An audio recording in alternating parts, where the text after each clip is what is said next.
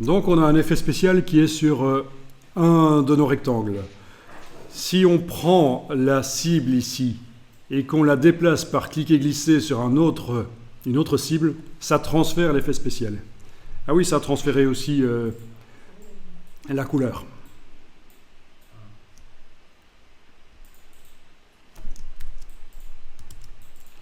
Commande Z, j'annule. Pour valider le... Bon, là, vous avez fait commande Z sur le Mac, CTRL Z sur le PC pour annuler.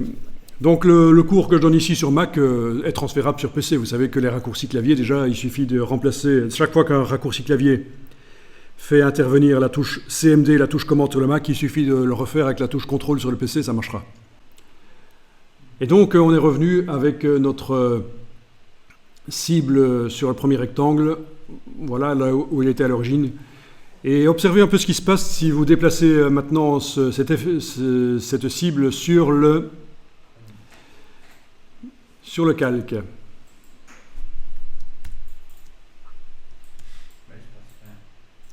Voilà.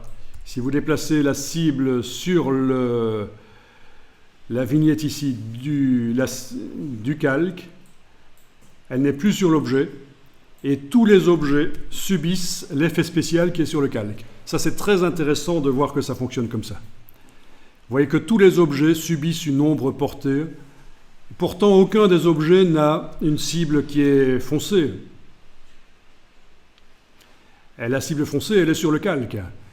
Donc très intéressant, vous allez voir que c'est puissant, les effets spéciaux, on peut les mettre sur un calque ou sur un groupe qui contient des objets, et ça va se répercuter sur ce qui se trouve dans le groupe, ou ce qui se trouve dans le calque.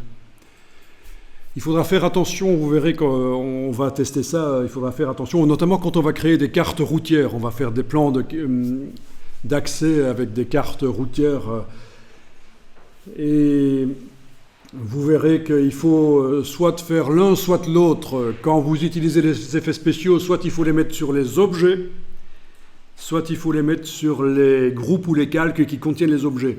Mais si vous faites les deux, ça devient très difficile à gérer.